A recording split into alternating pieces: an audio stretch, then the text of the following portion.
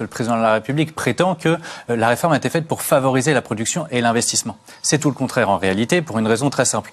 Avant la réforme de l'ISF, vous aviez été imposé sur l'assiette de l'ISF l'ensemble du patrimoine, c'est-à-dire les valeurs mobilières et le patrimoine immobilier. Mais d'ores et déjà, existait une exonération à hauteur de 50% pour toutes les sommes qui s'investissaient dans le capital des PME. Donc ce qu'il aurait fallu faire pour favoriser, encourager l'investissement, c'était de passer cette exonération de 50 à 100%. Et là, je pense que tout le monde aurait applaudi des deux mains. Ce n'est pas ce qui a été fait. Ce qui a été fait, c'est que les valeurs mobilières, c'est-à-dire l'épargne et les actions, ont été exonérées de l'assiette du l'ISF, si bien qu'aujourd'hui, les très grandes fortunes qui ont beaucoup d'épargne et beaucoup d'actions n'ont même plus besoin d'investir dans le capital des PME puisqu'elles sont exonérées de droit et de fait. Et donc, voilà la raison pour laquelle nous savons d'ores et déjà qu'il n'est pas il n'est pas utile d'évaluer l'investissement. Il va chuter. Et moi, j'ai eu des discussions avec nombreux de mes confrères fiscalistes qui me disent qu'effectivement, ça chute. Donc, investissement dans les PME qui va chuter. On a une confrère fiscaliste, on va lui poser la question. Qui pourra répondre, mais j'ai encore eu un entretien ce matin avec quelqu'un qui devait effectivement faire une levée de fonds grâce à ce dispositif. Et quand la réforme a été passée, tous les gens se sont désengagés parce qu'ils n'y trouvaient plus intérêt. Le deuxième effet qui se coule de cette réforme, c'est que vous aviez nombre de dons qui a été faits aux associations pour bénéficier du crédit d'impôt, le fameux crédit Coluche. Le mécénat, la philanthropie, effectivement. Exactement. Et donc ces gens-là n'ont plus besoin non plus de donner aux associations. Donc vous avez un effondrement des dons parce que les gens sont exonérés. Quand même à préciser qu'il y a des études assez contradictoires, notamment une étude intitulée New World Report d'une association sud-africaine qu'on ne peut pas accuser d'être partisane et qui a quand même mis en évidence que la France était le premier pays exportateur de millionnaires dans le monde, à savoir que 1 millionnaire sur 5 aurait quitté la France. Sur l'argument qui est toujours utilisé, à savoir la fuite des capitaux et la fuite des très riches. En réalité, les données sont très simples. Vous avez 350 000 personnes qui sont assujetties à l'ISF et vous avez en réalité par an 800 personnes qui partent et 300 personnes qui reviennent. Donc vous avez une balance nette de départ de 500 personnes par an. Bon, voilà où on en est. Donc évidemment, sur 350 000 personnes assujetties, on est bien loin d'une perte de recettes pour l'État. En réalité, les impôts à taux progressif, et notamment c'est le cas de l'impôt sur le revenu, c'est une toute petite partie des recettes de l'État. Pour dire les choses très clairement, l'impôt sur le revenu, c'est 42 milliards de recettes par an, alors que le budget total des recettes, c'est 240 milliards. À peu près. Voilà ce que c'est. C'est le budget de l'État, ça. Et je parle que du budget de l'État. Exactement.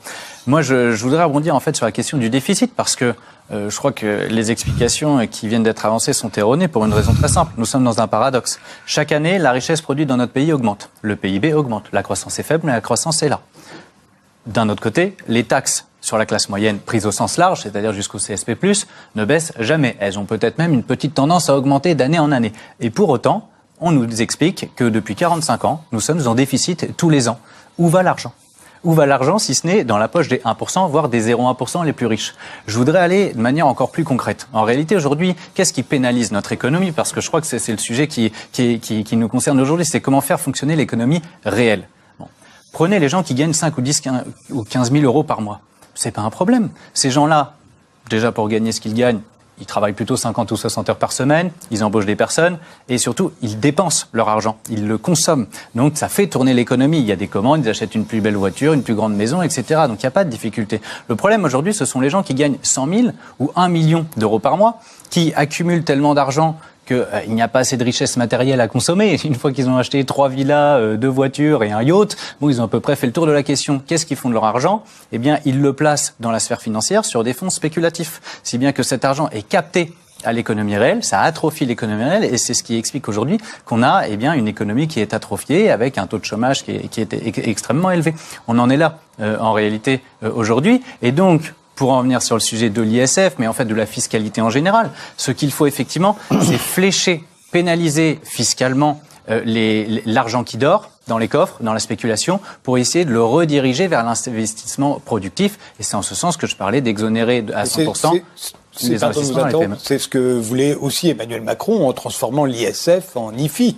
Oui, mais pour la raison que je vous ai indiquée, ça produit l'effet inverse, parce qu'en réalité, les gens n'ont plus besoin d'investir dans l'économie réelle pour que l'argent tourne. Alors, si du coup, je peux aller au bout de l'explication, c'est qu'en réalité, On nous explique à longueur de journée que la finance permettrait le financement de l'économie réelle. C'est faux. En réalité, dans la finance, vous avez ce qu'on appelle le marché primaire et le marché secondaire. Sur le marché primaire, vous avez deux types d'opérations. C'est soit une création d'entreprise, soit une augmentation de capital. Dans les deux quand cas, on achète des actions, voilà. soit parce qu'une entreprise grossit, soit parce que tout simplement elle entre sur le marché. Exactement. Et donc vous avez une création d'actions. Ce sont les deux seules opérations qui permettent un financement apporté à une entreprise. Le reste, c'est de la spéculation sur des actions qui ont déjà été vendues depuis longtemps par les entreprises. Exactement. Ça, c'est ce qu'on appelle le marché secondaire. Or, aujourd'hui, 97% des transactions s'opèrent sur le marché secondaire. Donc, quand les gens, aujourd'hui très riches, achètent et vendent des actions, elles le font à 97% sur le marché secondaire, si bien que ça n'apporte aucun financement nouveau aux entreprises.